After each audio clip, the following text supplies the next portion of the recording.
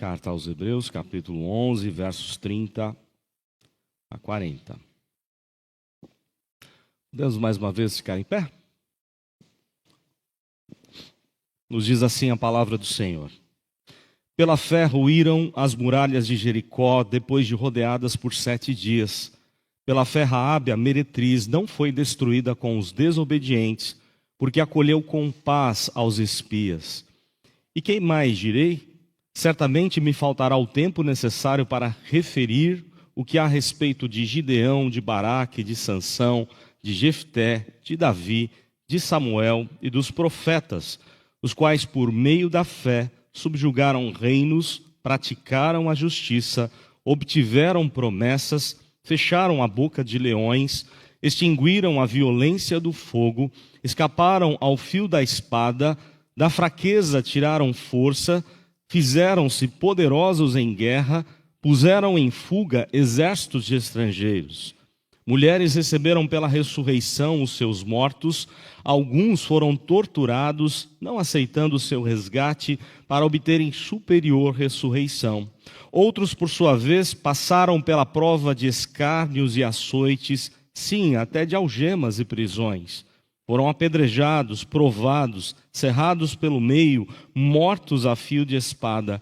Andaram peregrinos, vestidos de peles de ovelhas e de cabras, necessitados, afligidos, maltratados, homens dos quais o mundo não era digno, errantes pelo deserto ou pelos desertos, pelos montes, pelas covas, pelos antros da terra.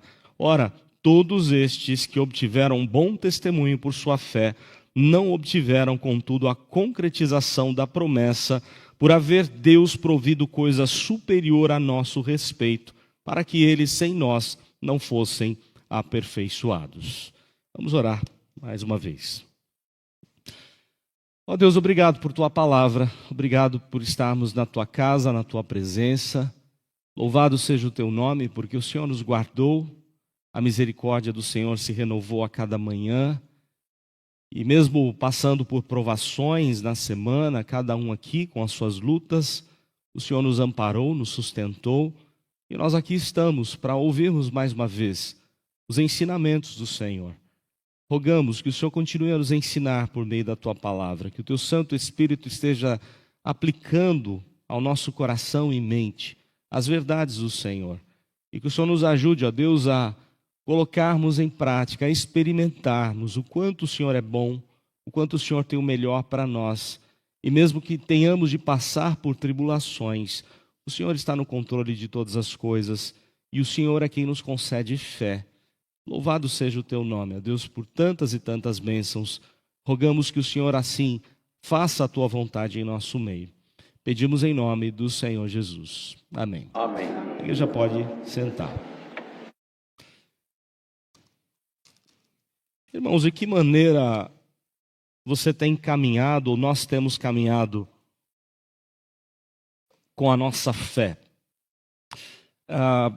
Nós somos povo, uma mescla de outros povos, né? O povo brasileiro é uma mescla de vários povos.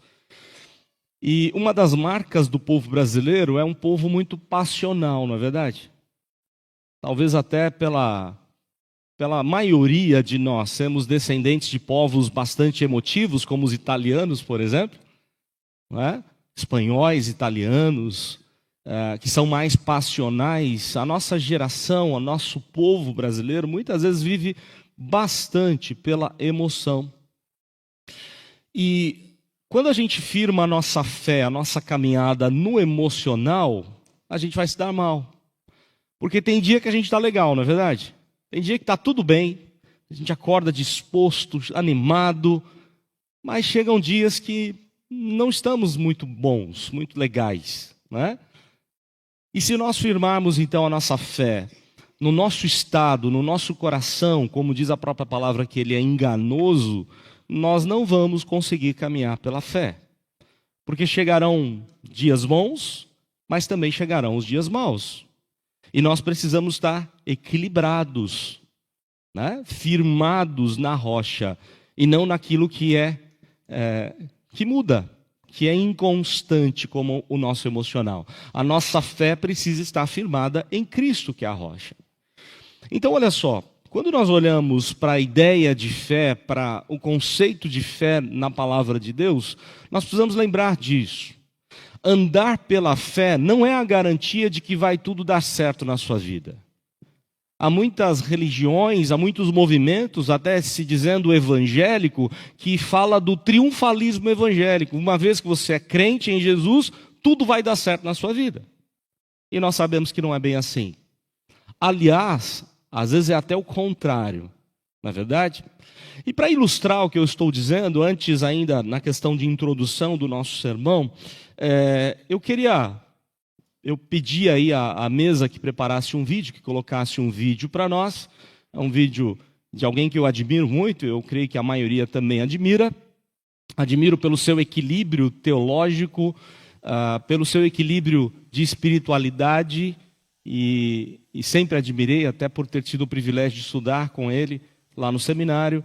Então eu queria que fosse passado um vídeo do Dr. Augustus, que ele fala exatamente sobre essa questão, de que maneira nós vivemos pela fé, como deve ser a nossa espiritualidade.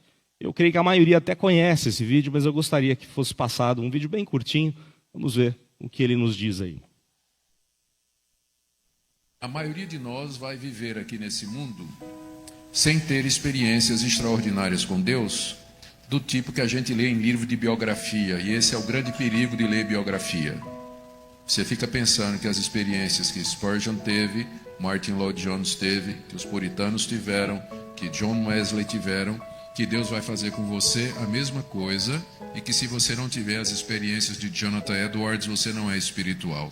Há um grande risco em ler biografia, sem você saber e ter em mente que Deus não lhe chamou para viver a vida de Jonathan Edwards, mas para viver a sua. Então precisa saber disso, precisa ter consciência disso. Então a maioria de nós não vai ter essas experiências extraordinárias. Isso também não quer dizer que nós não somos espirituais. O grande desafio nosso é viver em obediência à palavra de Deus, andando em santidade todo dia e às vezes sem sentir absolutamente nada. Você ora, você não sente que tem alguém do outro lado, você abre a sua Bíblia e lê, o texto não parece pular e falar o seu coração, você obedece a Deus e só vem bomba em cima de você. O grande desafio da espiritualidade é você continuar crente, sem sentir, sem ver, sem experimentar e dando tudo errado. Então, é isso que eu acho que é a espiritualidade bíblica, que nós precisamos resgatar, evitando os excessos pentecostais e, às vezes, a aridez que tem no nosso campo reformado. Ok. Eu creio que está bem claro para todos nós, né? Nós precisamos evitar os desequilíbrios. Nós precisamos entender que Deus é criativo e Ele não vai tratar conosco da mesma maneira como tratou com os personagens aqui da Bíblia. Ele pode fazer, às vezes faz? Claro que sim, Deus pode todas as coisas, mas não necessariamente. Há um grande erro de interpretação de achar que aquilo que aconteceu na vida dos servos de Deus na Bíblia tem que acontecer conosco. E não é assim. O texto foi deixado para nós, para mostrar o quanto Deus é Deus, e Deus é criativo para lidar conosco da maneira como Ele achar melhor, com jeitos diferentes de tratar cada um de nós. E nós precisamos então firmar a nossa fé na rocha que é o Senhor Jesus, não no nosso emocional, porque terá dias, né? Teremos dias que não vai dar vontade de vir à igreja, que não dará vontade de ler a palavra, de orar ao Senhor. Mas nós precisamos fazer, assim como você precisa almoçar e jantar, não é verdade? Você faz isso todo dia, pelo menos uma refeição completa no dia, você tem que fazer. Espiritualmente, nós precisamos de alimento todos os dias. Não é só no domingo. Se você tem feito isso apenas no domingo, a sua fé está cada vez mais abalada e enfraquecida.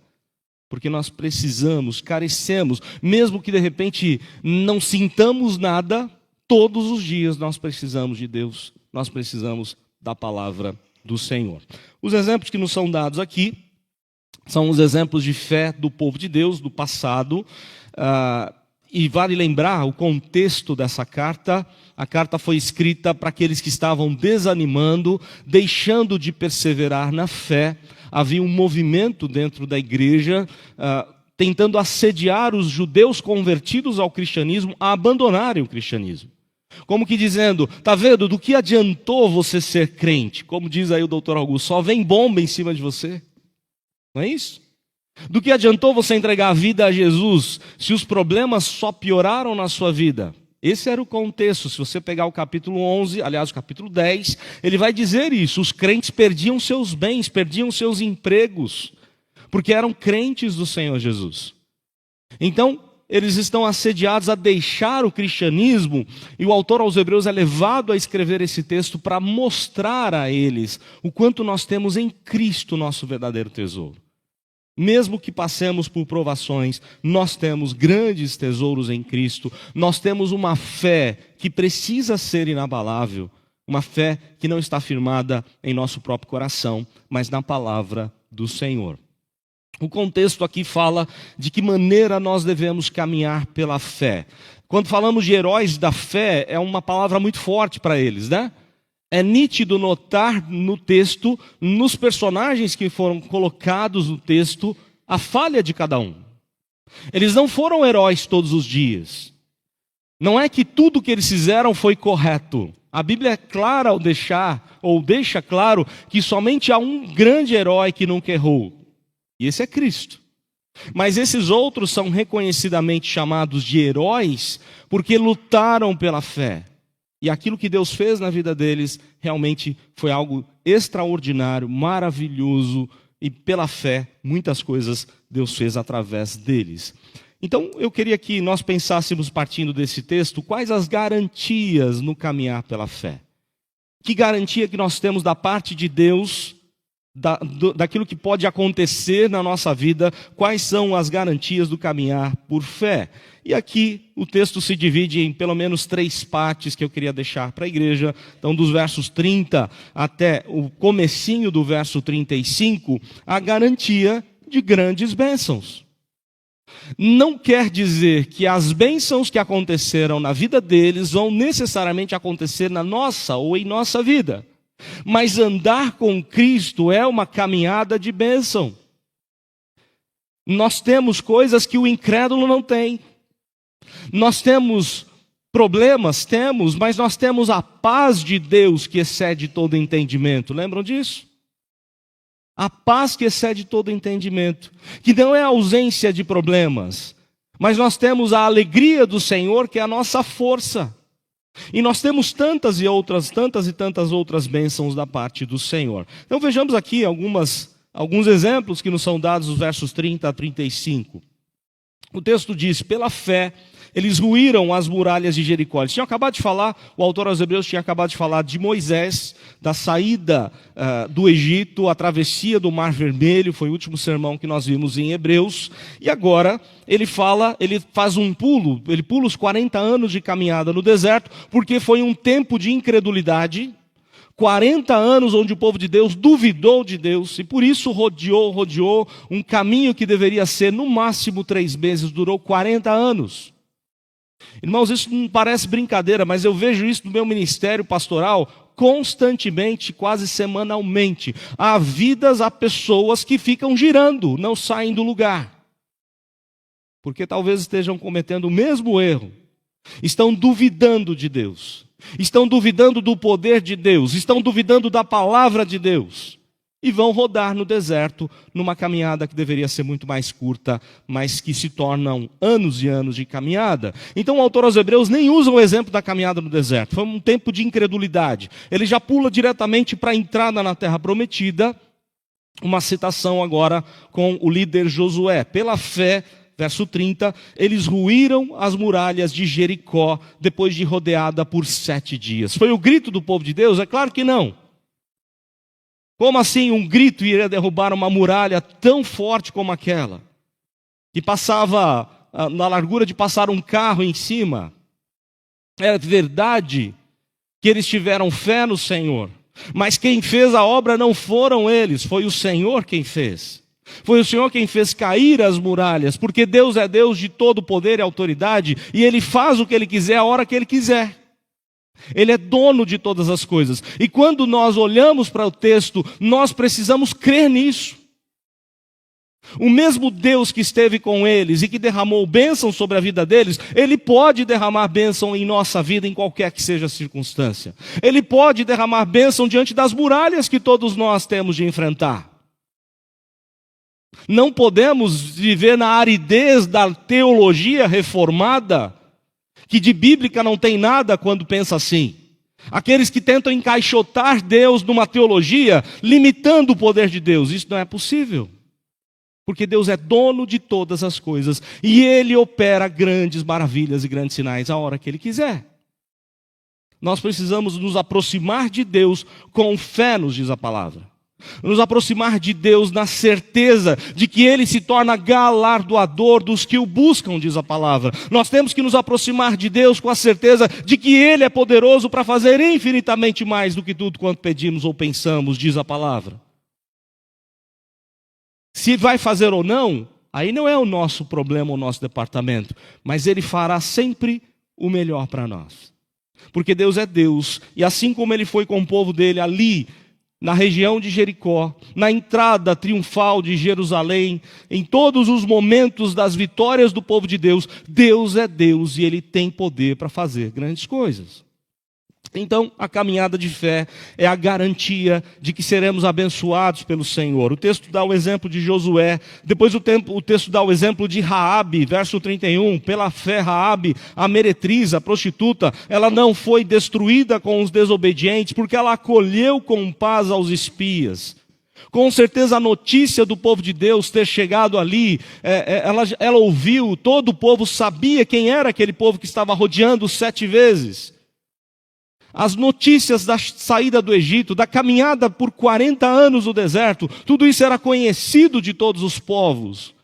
E aquela mulher se enche de esperança, como que entendendo, alguém veio me socorrer, o Deus de Israel olhou para o meu problema. E ela então toma uma atitude de fé, ela acolhe os espias, como nós lemos o texto de Josué, e assim ela está na galeria dos heróis da fé, porque ela agiu por fé, porque ela acreditou em Deus, no Deus que criou todas as coisas, no Deus da palavra do Senhor, e Deus fez grande obra na vida dessa mulher. O texto vai dar um outro exemplo, aliás, ele não tem tempo para dar exemplos tantos, né? Ele diz assim, e que mais direi? Certamente me faltará tempo necessário para me referir o que é a respeito de Gideão, de Baraque, de Sansão, de Jefité, de Davi, de Samuel e dos profetas. Então ele vai fazer um grande resumo. Muitos casos aqui até sem citar nomes, porque ele não tem tempo de registrar tudo isso. É muito semelhante àquilo que João faz no seu evangelho. Muitas outras coisas o Senhor Jesus fez que não foram registradas nesse livro, porque as que foram registradas é para comprovar de que ele é o Filho de Deus. João termina o seu evangelho falando disso, ou dessa situação com o Senhor Jesus. E aqui é interessante as citações que ele faz, né? O que mais direi então? Haveria pouco tempo para falar a respeito de Gideão, que com apenas 300 homens venceu, libertou o povo dos povos inimigos. O que mais direi com relação a Baraque, que juntamente com a juíza Débora, derrotou os 900 carros de ferro de Sísera? O que mais direi a respeito de tantos outros, como Sansão e Jefité, exemplos negativos na palavra, exemplos de pessoas falhas. Jefité fazendo um voto que não deveria ter feito, Sansão vivendo de maneira desobediente, mas ao final da sua vida pede a ajuda de Deus, reconhece o poder de Deus e clama ao Senhor.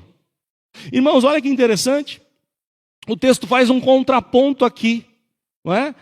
Ao mesmo tempo que ele vai mostrar Josué, e quando você olha para o livro de Josué, o tema do livro é vitória, porque o povo de Deus andou conforme as Escrituras, experimentou o poder da palavra de Deus.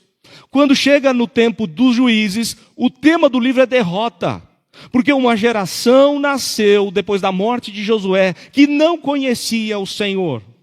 Então Deus levantava um povo, um inimigo, para que um outro libertador, um juiz, pudesse confiar no Senhor e através da confiança no Senhor libertasse o seu povo.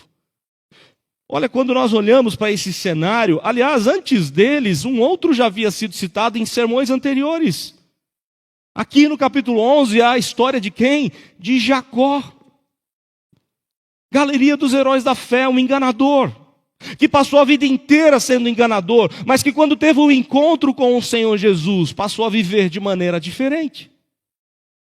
Então, quando olhamos para esse texto, nós vemos eles pessoas como nós, falhos como somos, limitados como somos, com o mesmo coração inconstante como o nosso, mas que viveram pela fé, que experimentaram o Deus que é poderoso para fazer muito mais do que a gente pode imaginar. E aí o texto vai citando vários outros exemplos. Davi, quantos erros Davi cometeu, mas era um homem submisso à verdade, à vontade de Deus, submisso à autoridade do povo de Deus. E ele se arrependia quando pecava. Samuel, um homem que liderou o povo de Deus antes da chegada dos reis, que ungiu os 2 primeiros reis de Israel. Irmãos, nós temos vários exemplos de bênção que Deus fez através desses homens. E aí ele vai falar dos profetas, né?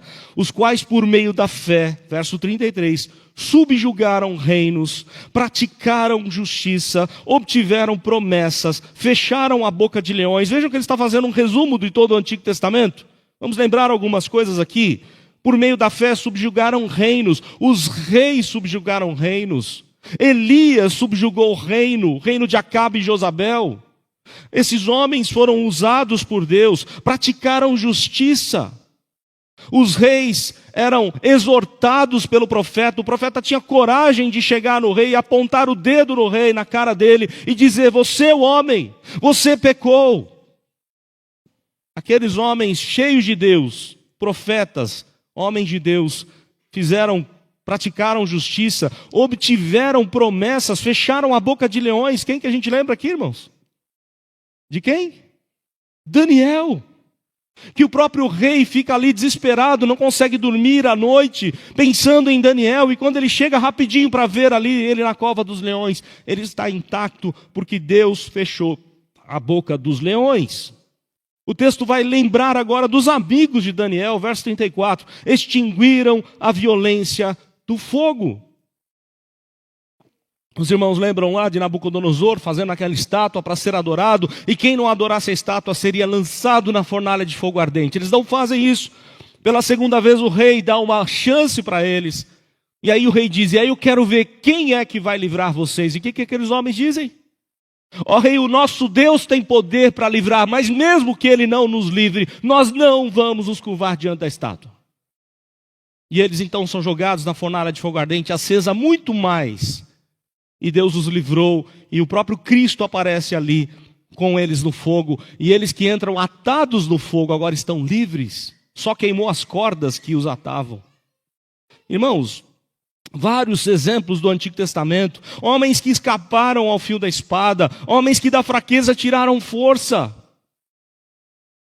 Ou foi a força de Davi quem venceu o gigante Golias? Vocês acham mesmo que era Davi quem fez? Ou aquela pedrinha que bateu exatamente no local certo? Foi Deus quem derrubou aquele gigante, usando Davi, usando a pedrinha, sim, porque Deus usa os recursos que Ele quiser, mas Ele disse: eu vou contra ti em nome do Senhor dos Exércitos. A confiança, a fé que Davi tinha de vencer aquele homem, porque ele ia em nome do Senhor. Então olha só, o texto vai lembrando as grandes bênçãos do Antigo Testamento. O texto vai falar aqui, verso 34 ainda: da fraqueza tiraram força, fizeram-se poderosos em guerra. De novo um exemplo aqui de Davi principalmente. Puseram em fuga exércitos de estrangeiros, mulheres receberam pela ressurreição os seus mortos. Elias ressuscitando o filho da viúva, Eliseu ressuscitando o filho ali da mulher. Irmãos, como nós olhamos para o texto e nós lembramos, Deus é um Deus que abençoa o seu povo. Deus é um Deus de bênção, Deus é um Deus de poder. E nós precisamos nos aproximar com essa certeza. Não há problemas que não esteja de acordo com a vontade de Deus. Nós precisamos lembrar disso em nossa caminhada de fé. Não desanimar, independente do que acontecer. Precisamos olhar firmemente para o autor e consumador da fé. É o que ele vai dizer no capítulo 12. Eu me lembro aqui de Hershey Sproul, quando dizia assim que a nossa fé, ela está pautada em mistérios. Porque Deus não revelou todas as coisas, o que Ele revelou está aqui. Mas, por exemplo, e Ele diz esse exemplo, Ele dá esse exemplo. Deus não revelou se você vai ser curado de uma enfermidade. Não está registrado na Bíblia se você vai ser curado ou não, tá? Não está. Então o que você tem que fazer? Clamar ao Senhor, na certeza de que Deus pode todas as coisas. Se Ele vai fazer ou não, não é o seu problema. Mas se aproximar de Deus com essa certeza de que Ele é poderoso para fazer, porque quem não tem fé é melhor nem orar. Nós precisamos agir por fé. A garantia da caminhada de fé é uma garantia de que seremos abençoados por Deus. Teremos muitas bênçãos, como o texto vai registrando aqui, as várias bênçãos do Antigo Testamento. Mas olha que interessante o equilíbrio do texto, né? Agora ele passa a mostrar, ainda no verso 35, que nem tudo foi um mar de rosas.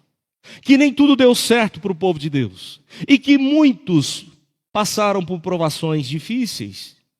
Vamos lá. O que diz aí o verso 35 do comecinho aí, né? Mulheres receberam pela ressurreição seus mortos. Bênção. E agora? Alguns, porém, entretanto, todavia, né? Alguns foram torturados. Alguns foram torturados. E a lembrança aqui é de Jeremias. Jeremias que foi torturado. Em vários momentos ele foi torturado por falar a verdade. Micaías, tantos outros profetas que sofreram demais com torturas, com prisões, não aceitando o seu resgate para obterem superior ressurreição. Podemos lembrar até mesmo no período interbíblico, a guerra de Antíoco Epifânio. Quantos do povo de Deus foram mortos, mas não negaram a fé. E até o fim, mesmo sendo torturados, se mantiveram firmes no Senhor.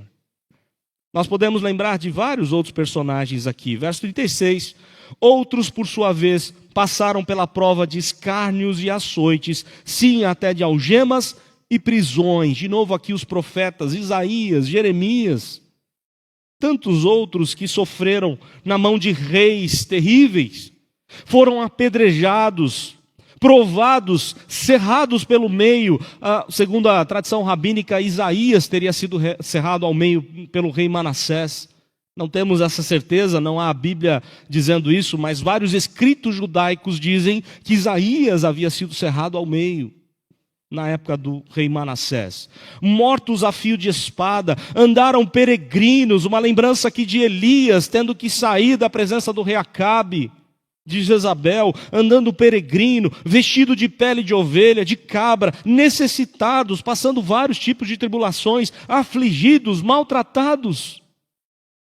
Vejamos então, irmãos, que a vida do crente, a tribulação chega também junto com as bênçãos. É engraçado como a gente tem um problema com isso, né? Você quer ver um exemplo? Você está desempregado e consegue um emprego. Você vai lá e agradece a Deus, não é isso? Foi até a oração que a nossa irmã Nadir fez. Não é verdade? Que aquele que está desempregado tenha um emprego e reconheça que foi Deus quem deu. Mas e se porventura você chegar na semana e souber que você foi demitido? Você vai brigar com Deus? Você vai achar que Deus deixou de ser fiel? Você quer ver um outro exemplo? A gente tem dificuldade com isso. Mas quando a gente chega diante de um consultório médico e o médico fica preocupado e diz, olha, tem um problema muito sério com a sua saúde, ou com a saúde de um querido seu. E aí eu me lembro aqui de um livreto, que eu já falei várias vezes, de John Piper, quando teve câncer, e ele escreve, não desperdice o seu câncer. Entenda que se você está com câncer ou qualquer outro problema, esse problema tem a ver com Deus. Deus quis, pela providência dele, que você passasse por isso. Quando você entende assim a soberania de Deus, você aquieta o coração e você busca os recursos de Deus e aquilo que vai acontecer na sua vida no futuro, se você vai ser curado ou recolhido, esse é um problema de Deus. Deus vai fazer o melhor para a sua vida. Porque tudo é para a glória de Deus, quer na enfermidade, quer na saúde.